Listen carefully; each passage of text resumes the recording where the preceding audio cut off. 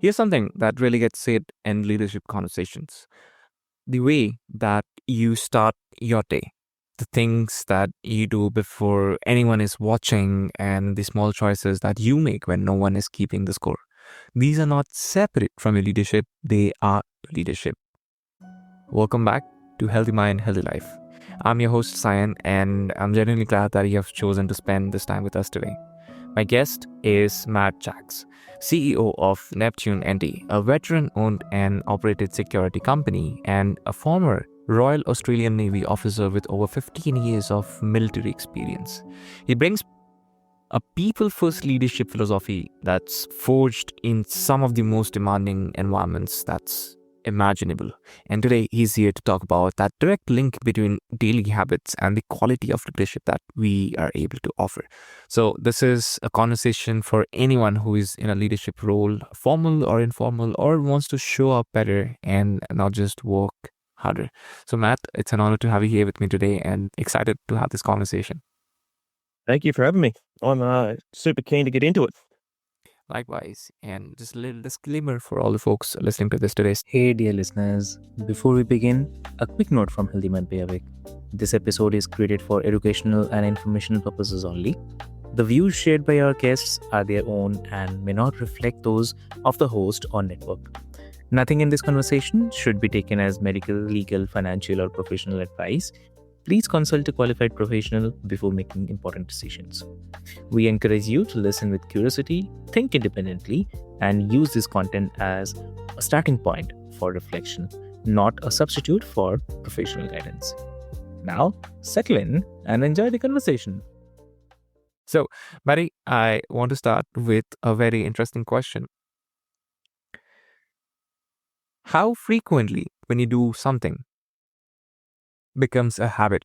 And I think we have all heard about this 21-day rule, which says that, if you keep doing something for 21 days, it becomes a habit.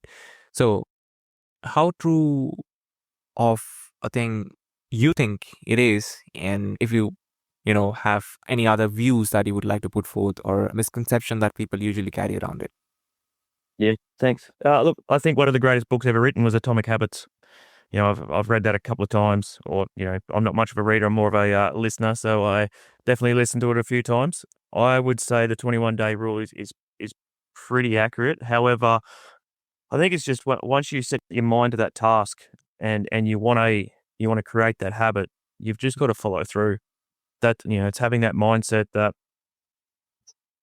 when you get into it and if you're saying, right, I want to go to the gym tomorrow, right? It's laying your gym gear out the night before. It's doing all the little micro habits that'll ultimately lead to the outcome that you're trying to get to. Even if the next morning you don't get up and go to the gym, but your intent was still there, and you set your alarm, and then you put your shoes on and you get to the kitchen sink and you have a coffee. At least you're up at the time that you're intended to go to the gym. The next day you might do the same exact habits, but this time you get into your car and you drive to the gym. You might not go inside. Day 3, you might actually get to a point where you're actually inside the gym, have absolutely no idea what you're lifting or no idea if what sort of program you're going to do, but at least you made it. So it's the little micro habits that ultimately lead to the outcome.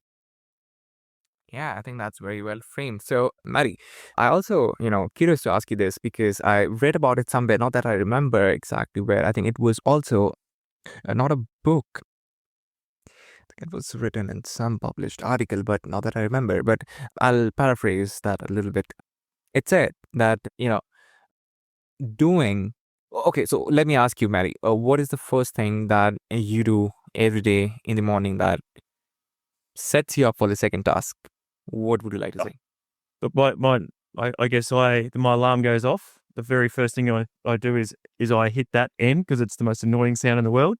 I then proceed to the shower, man. I have a quick 5-10 minute shower, get in my gym gear. This morning was different. So it's 0500 here in Darwin, which is more normally the time that I'm going to the gym. So I would walk out of the kitchen, make my shaker, put all my supplements in, get in the car, drive to the gym.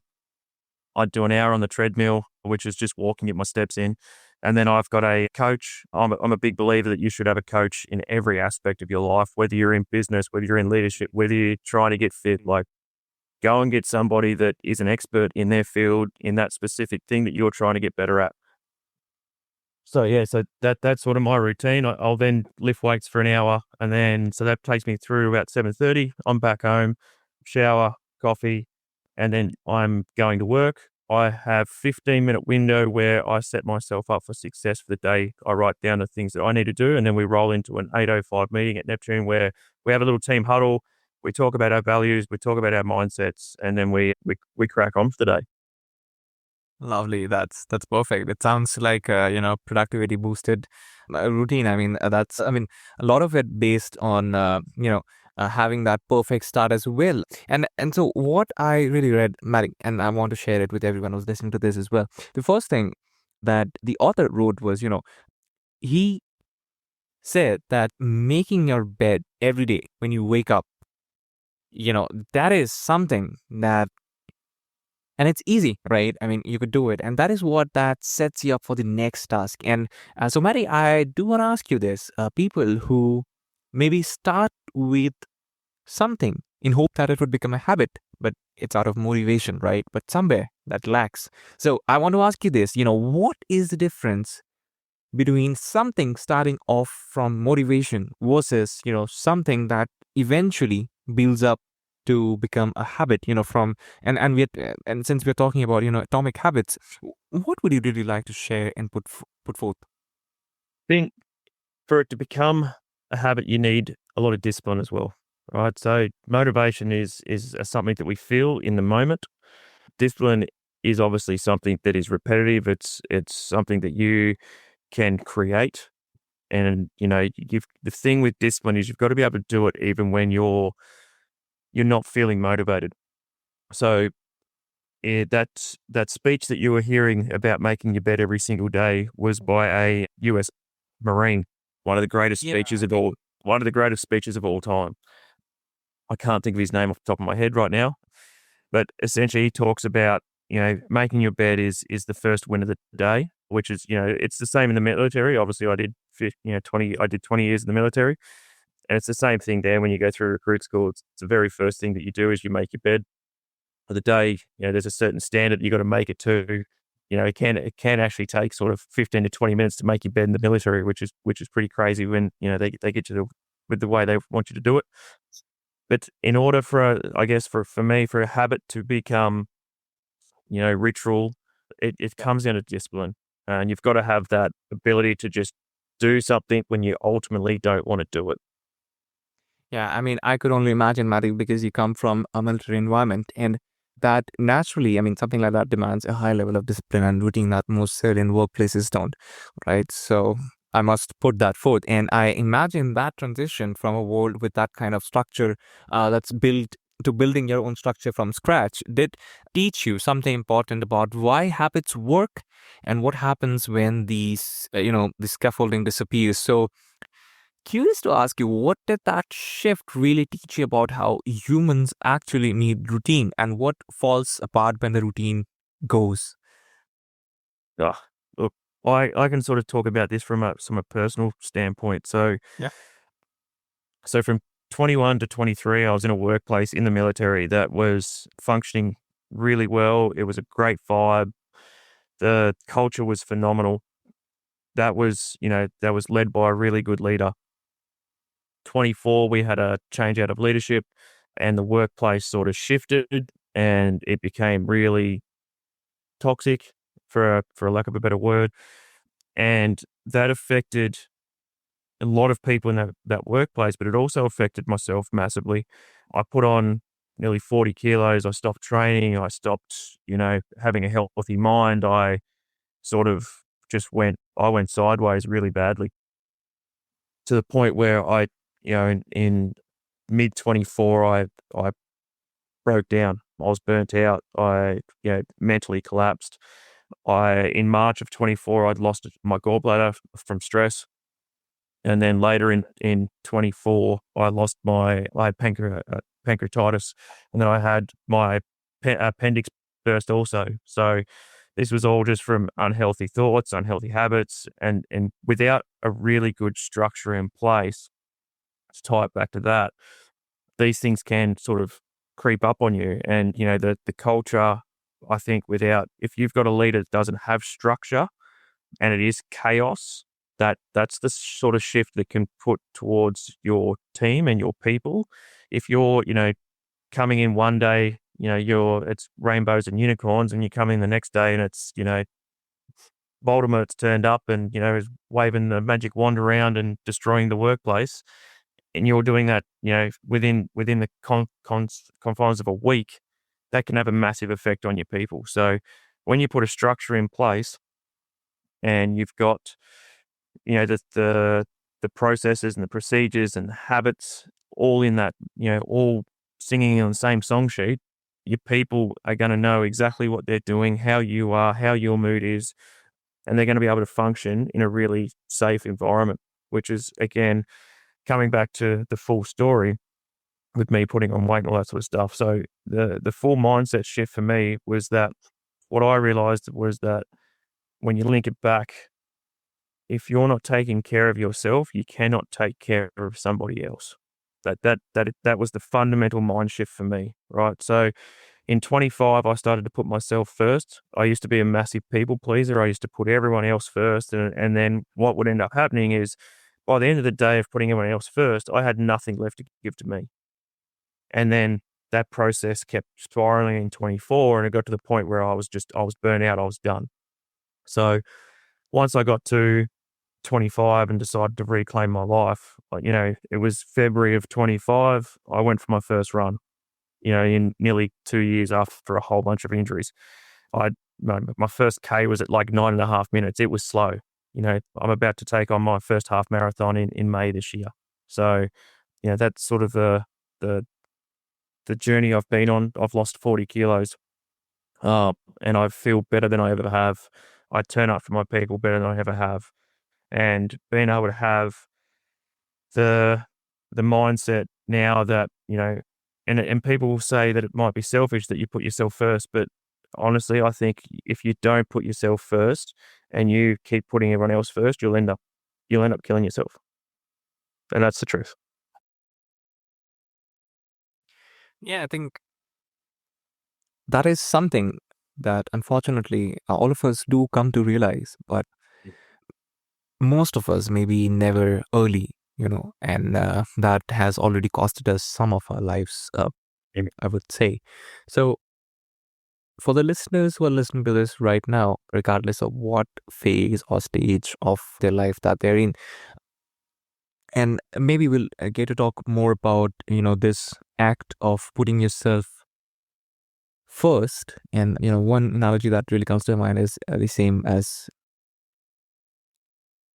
I mean, and this is a quite common one. When you board a plane, you see, the air hostess instructing you to put on your mask first, right, before helping others. So that's something that came up to my mind, and I thought that is relevant for this discussion. But I think it's the same game for anything that you do in life as well, Maddie. And I'm so glad that you brought this part of the conversation up. So a little bit towards what you have built, which is Neptune NT, around a people first approach. I think that philosophy has to start somewhere before it really becomes an organizational wide value. So I only imagine, what was it? I mean, I think it really began in how the leader, like you I mean, saw yourself treat their own well-being, which I think makes a lot more sense right now. So may I ask, what are the daily habits that you believe every leader, regardless of their industry or their scale, needs to protect if they want to genuinely lead people rather than just manage them? Again, I think for me, starting the day off correctly, and it's got to be moving your body. Now, you don't have to be a gym junkie like, say a Dan Martell or, even myself or a Hermosi, but you've got to be able to move your body, get out, do some steps, go for a walk, whatever it is. Just have 30 minutes to you. If that's all you can do, just get 30 minutes to you where you can, even if you walk to your local coffee shop, like just start with that. So you've got to be able to do something physical first for you. Then the next biggest thing I can say, and it was a shift that, after reading Dan's book, Buy Back Your Time, which, if any of your listeners haven't read it, I'd highly recommend it, is where, you write down the things that you need to do for you for that day, right? He talks about emails being, other people's to-do list for you. I actually fundamentally believe that. And it was one of the biggest shifts I had with, even towards the back end of my military career, was I stopped responding to emails and started focusing on my team and my people. Because at the end of the day, that's what's important, not somebody else's email to me asking me for a report. Like, at the end of the day, my people are the most important thing. Then from there, throughout the day, figure out your energy state. So one of the biggest things I do is Mondays for us at Neptune is just our meeting day. That's all we do. That's all we have on that day, which then gives me Tuesday, Wednesday, Thursday to get in and do actual deep work blocks, so I can realistically work on the business. And then I've got Friday, which is essentially a spare day where I either can get out and see the teams on sites, or I can get out and spend some time with my, field managers or anything like that, and help people out and get around the people. So, we sort of set the week up on Monday with all our meetings, and then we, flow into work state for Tuesday, Wednesday, Thursday, and then we're off to the races on Friday. And I guess the other big thing is that throughout the year, I like to schedule four or five holidays, like genuine specific holidays, to get away, reset. If you're a business owner listening to this, or you're in a higher leadership role, if you just continuously go 350 days a year without resetting, you're going to get to a point where you're so deep in it that you can't think through solutions or through problems, that when you are refreshed and away from the company, that you can normally solve those problems. So schedule 4 to 5 holidays a year and get away from the business or get away from your workplace. So Very valuable indeed. And I think you could scale up that advice like you did, and you could also zoom in that advice and look at the micro habits, which maybe I could say, take out some minutes out. And like you said earlier, right, 30 minutes a day when you go physical. And I think those are the moments when you could have these micro moments really with your own self, and you think about the most random thing. I mean, just make your mind work, just change the narrative. You're going out, you're going on walk on a rainy day, and ask something silly, maybe like, why does, I mean, though there's a scientific reason, I was going to say, why does petrichor smell the way it does? I mean, just try to distract your mind, anything perhaps where you could have maybe introspective conversation with your own self. I think those are the moments really when, your mind is really active and at its peak, and the moments that I personally call the micro moments, wherein you literally have the ability to reset your mind within those 2-3 minutes, maybe between two meetings back to back, or you're just in the pantry, maybe, in the cafe, wherever that is, right? So I think, and again, if you scale that idea up to an year long, I think again that very idea of taking 4-5 holidays, I think more than that should be the case, does make a very important point in how habits form up, and how we operate, right, from a person and individual standpoint. So I think, Maddie, those were really some practical tips and advices from someone from the military background, and I think those are the ones that also resonated with me. So I want to thank you for sharing this part of the grounded conversation. So one last thing, Maddie, that I would like to ask you is, so this is for the listeners who are listening to this right now and are in a leadership role, and has been quietly running on fumes.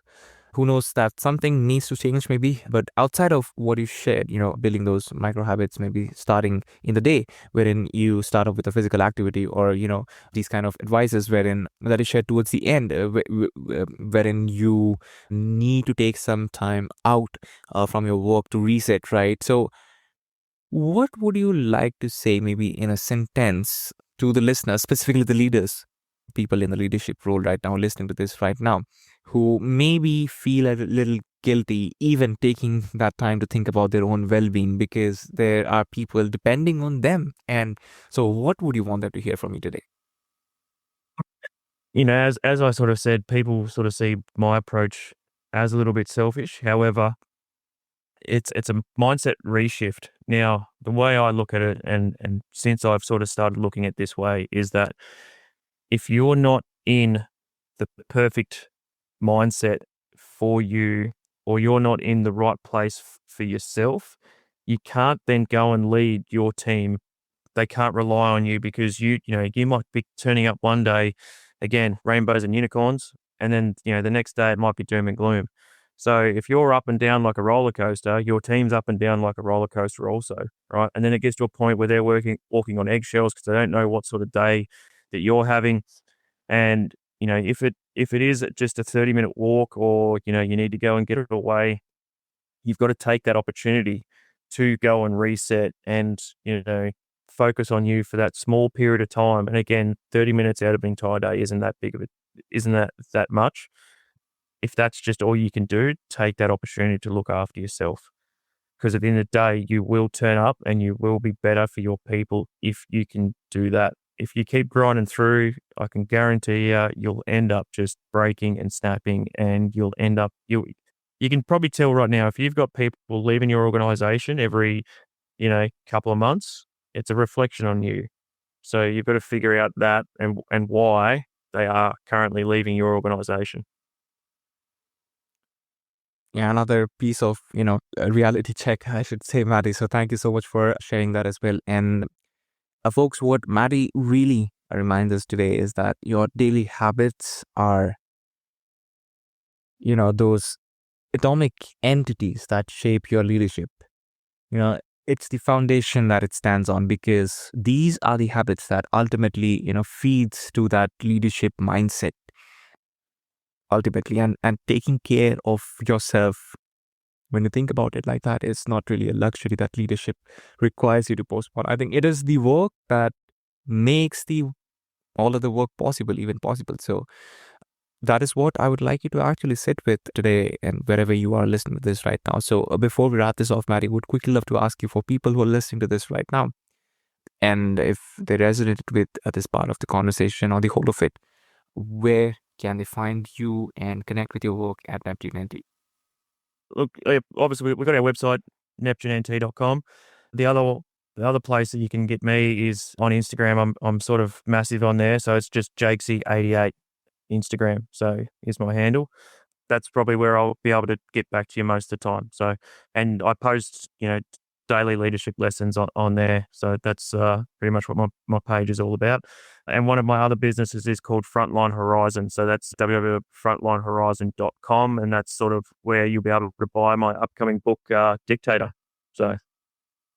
Perfect. I'll include the details in the show notes, folks, so that you could easily reach out to Matty. And with that, folks, we hit today's minute mark on this episode. So, Matt, thank you so much. I think I really appreciate, your views coming from a very practical background. And I think, these are the kind of advices that no matter which field you go, they really go a long way along and help shape you and, your core identities as well, eventually with time. So, folks, to everyone who's listening to this right now, thanks for being here. I think if you are in a leadership role of any kind, I hope that this conversation did give you that permission to maybe rethink or reapproach your own well-being that you might have been neglecting for a while.